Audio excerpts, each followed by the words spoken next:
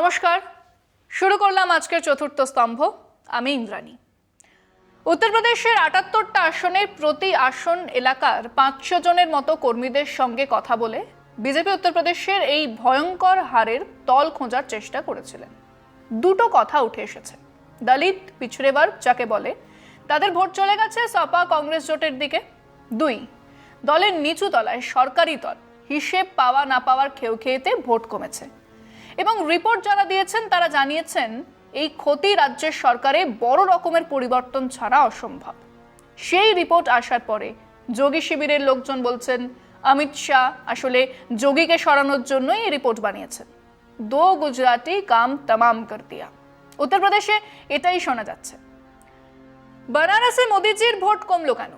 তার অনেক কারণের মধ্যে একটা হলো বেনারসের ঘাটে অসংখ্য ছোট ছোট নৌকা টুরিস্টদের নিয়ে ঘুরতো, তাদের রোজগার হতো। এখন কিছু গুজরাটি লোকজন বড় বড় লঞ্চ কিনে চালাচ্ছেন, মাঝিদের রোজগার কমে গেছে, এরকম অভিযোগ আসছে। নির্বাচনের পরে সারা দেশে কতটা কি বদলালো তার হিসেব নিকেশ তো চলবে, কিন্তু এক বিরাট পরিবর্তনের মুখে দাঁড়িয়ে আছে বিজেপি দল। এরকম হয় সাফল্য সমস্ত দাগ ধাব্বাকে পেছনে রেখে দেয়। কথায় আছে জো জিতা ওয়াহি সিকান্দার। 2014 বা 2019-এর জয় ছিল বিরাট, কিন্তু 272 নয় 240-এ ঠেকেছে বিজেপি। তাই বহু কথা উঠছে, আরোপ প্রত্যারোপ চলছে। খুব স্বাভাবিকভাবেই টার্গেট সর্বোচ্চ নেতৃত্ব। এই বাংলা বিজেপির কথা ছেড়েই দিন, বিজেপির সর্বভারতীয় সংগঠনে এখন এক ফুরফুরে হাওয়া বইছে। দুজন মানুষ, কার্যত দুজন মানুষের ইচ্ছে মতোই চলেছে বিজেপি গত 8-9 বছর ধরে। 2014-র জয়ের 1 বছরের মধ্যে গোটা দলের সম্পূর্ণ রাশ হাতে নিয়েছিলেন মোদি শাহ। প্রথমেই এক মার্গদর্শক মণ্ডলী বানিয়ে সাইডলাইনে বসিয়ে দেওয়া হলো আডবাণী, যোশী, উমা ভারতী ইত্যাদি স্টলওয়ার্টদের। সেই 1984-র পর একক সংখ্যাগরিষ্ঠতা এবং তার কৃতিত্বের অধিকারী 2 গুজরাটি ধুরন্ধর রাজনীতিবিদ মোদি শাহ নিজেদেরকে সেভাবেই তুলে ধরতে পেরেছিলেন। বিরোধীরা ছিল ছিন্ন ভিন্ন। মাস্টার কমিউনিকেটর নরেন্দ্র মোদি হাত ধরেই উত্তরপ্রদেশের জয়। ওই রকম নোটবন্দি ডিজাস্টারের পরও প্রবল জয় 2017-তে। তারপর এই 2 জগাই মাদাইকে আর ফিরে তাকাতে হয়নি। দলের বাকি প্রত্যেক নেতাকে বুঝিয়ে দেওয়া হয়েছে পাওয়ার সেন্টার কোনটা। রাজস্থানের বসুন্ধরা রাজে সিন্ধিয়া, ছত্তিশগড়ের রমন সিং, কর্ণাটকের ইয়েদিউরাপ্পা, মধ্যপ্রদেশের মামাজি শিবরাজ সিং চৌহান, কাউকে রেয়াত করেননি এনারা। গুজরাটে তো যাকে ইচ্ছে যেদিন ইচ্ছে পাল্টেছেন। দলের রাজ্য সভাপতি থেকে শুরু করে মন্ত্রিসভা জো হুজুর, এক মাতৃউস্কা মডেল। সেই রাশিয়ান পুতুল, যার পেটে একটা পুতুল, তার পেটে আরও একটা, তারও পেটে আরও একটা, এরকম 8, 9, 10টার সেট আমি দেখেছি। কিন্তু সবার চেয়ে একটা বড়, তারপরের গুলো তার থেকে ছোট। মোদি শাহ সাম্রাজ্য মডেল ছিল সেটাই, বাকি সবাই ছোট, আরো ছোট। ফিরছে একটা বিরতির পর, সঙ্গে থাকুন। আগে সারা দেশের গুচ্ছ গুচ্ছ বিজেপি নেতাদের নাম এক নিঃশ্বাসে বলাই যেত। এখন গুজরাট বা রাজস্থান বা মধ্যপ্রদেশ রাজ্য সভাপতিদের নাম কেউ বলতে পারবেন? অসম আর উত্তরপ্রদেশ ছাড়া বাকি বিজেপি শাসিত রাজ্যের মুখ্যমন্ত্রীদের নাম কারোর মনে নেই। এই মডেল হলো মোদি শাহ মডেল। 2019-এর জয় সেই মডেলের ওপর আরো একটা অন্য ডাইমেনশন এনে দিল। ইডি আসবে, সিবিআই আসবে, বিরোধী দলের নেতা শিল্পপতি বাদ দিন, দলের নেতাদের মাথাতেও এই ইডি সিবিআই ছিল। এক ধাক্কায় সেসব গেছে ভোগে। মোদি শাহ ভেবেছিলেন নির্বাচনের পরে নিছক এক সাংসদ করে রেখে দেবেন শিবরাজ সিং চৌহানকে। একা হাতে যিনি মধ্যপ্রদেশের ওরকম জয় আনলেন, তাকে মুখ্যমন্ত্রী হতে দেওয়া হলো না। দিল্লি নিয়ে গিয়ে সাইড লাইনে বসাবার প্ল্যানিং ছিল। বিজেপি 300 পেলে সেটাই হতো, কিন্তু বিধিবাম শিবরাজ সিং চৌহানকে কৃষি দফতরের মতো বড় দায়িত্ব দিতে হয়েছে। তিনি মন্ত্রিসভার দফতর পাওয়ার পরেই ট্রেনে করে ভোপাল গেলেন। স্টেশনে হাজার হাজার মানুষ, রাজকীয় সম্বর্ধনা। ভোপালের রাস্তায় 3 ঘন্টা ধরে রোড শো। দেশ কা নেতা কেসা হো, মামাজি জেসা হো, এসব আগে কেউ ভাবতেও পারত? ধরুন নীতিন গডকরি, তিনি যে বাদের খাতায় ছিলেন সেটা সবাই ধরেই নিয়েছিল, তাকেও তার দফতর দিতে হয়েছে। সেই national road transport and highway NRTH দফতর।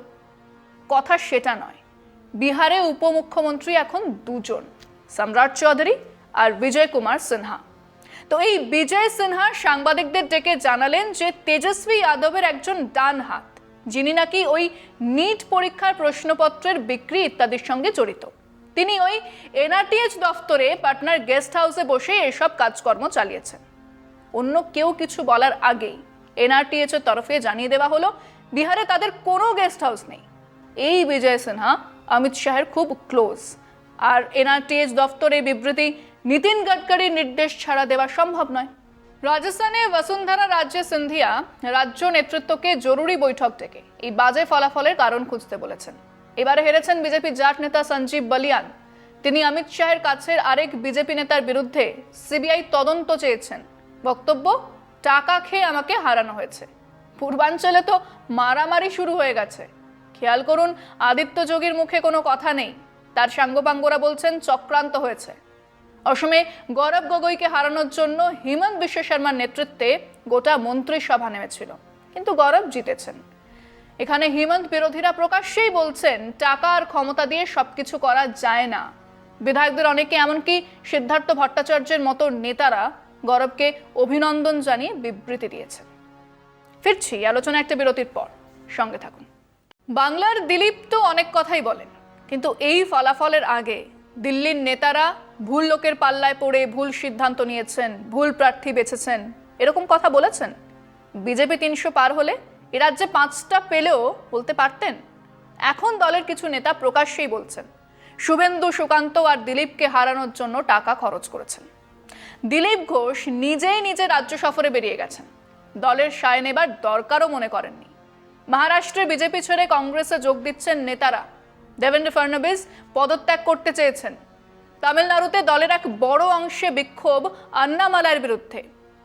এআইডিএমকের সঙ্গে হাত মিলিয়ে লড়লে গোটা 2 আসন তো পাওয়া যেত।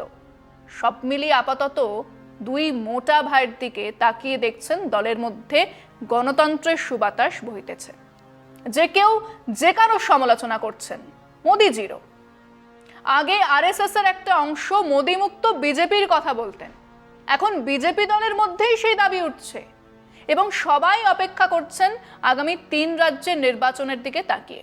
মহারাষ্ট্র, হরিয়ানা, ঝাড়খণ্ড, 3টেই হাত থেকে গেলে যা চলে যাবার যথেষ্ট সম্ভাবনা আছে, তাহলে দলের মধ্যেই প্রথমে ছোটা মোটা ভাই টার্গেট হবেন এবং এই কোর্স কারেকশনে সেই বিদ্রোহীরা আরএসএস এর প্রচ্ছন্ন সমর্থ পেলে অবাক হওয়ার কিছু নেই। এবং দলের এই 2 নেতা আপাতত নিজেদের ঘেরাটপে নিজেরাই আটকে পড়েছেন। মনে হচ্ছে মসৃণভাবেই সরকার তৈরি হয়ে গেল, মন্ত্রিসভার দফতর বন্টন হয়ে গেল, এমনকি স্পিকারও তাদের ইচ্ছে মতন হয়ে গেল। কিন্তু এসবের পেছনে বিরাট খেলা চলছে, অনেক হিসেব নিকেশ, ছাড়, বোঝাপড়া। আগামী দিনগুলো সরকার বাঁচানোই প্রথম আর প্রধান কাজ হয়ে দাঁড়াবে এই 2 গুজরাটির কাছে প্রথম প্রায়োরিটি। ইন্ডিয়া জোট যতই নড়বড়ে হোক, সেখানেও হঠাৎ ক্ষমতার গন্ধ পেয়েছেন অনেকেই। পেছনে শরদ পাওয়ার, মমতা ব্যানার্জি, লালু প্রসাদের মতো মাথারা আছেন। তারা চুপ করে বসে আছেন ভাবলে তো ভুল ভাবা হবে। সরকার বাঁচানোর এই খেলার চাপই দলে এক অন্য বদল এনে দিয়েছে। দলে বইছে ফুরফুরে বাতাস, যেখানে অনায়াসে ভৈরব সিং শেখাওয়াত আডবাণীর প্রস্তাব নাকচ করে দিতে পারতেন, যেখানে অটলজির চাহিদা না মেনেই দলের চাপে রেখে দিতে হয়েছিল গুজরাট গণহত্যার নায়ক নরেন্দ্র মোদীকে তার মুখ্যমন্ত্রী কুর্সিতেই। বিজেপির মধ্যে প্রার্থী বাছাইয়ের এক পদ্ধতি ছিল, তা কি আবার ফিরবে? দলের যৌথ সিদ্ধান্ত নেবার মেকানিজমগুলো ফিরবে? এক ওপরতলার বিজেপি নেতা বললেন, পাবলিক ধাক্কা দিয়েছে, ফেলে দেয়নি, বলেছে সুধর যা। এবারে না শুধরলে দল উঠে যাবে, আর দায়ী থাকবেন এই 2 গুজরাটি। হ্যাঁ, এতটা তিক্ত মনোভাব নিয়ে সর্বোচ্চ স্তরে খানিক আলোচনা শুরু হয়েছে। তা কতদূর গড়ায় তা দেখার। আজ এখানেই শেষ করছি। শুভরাত্রি।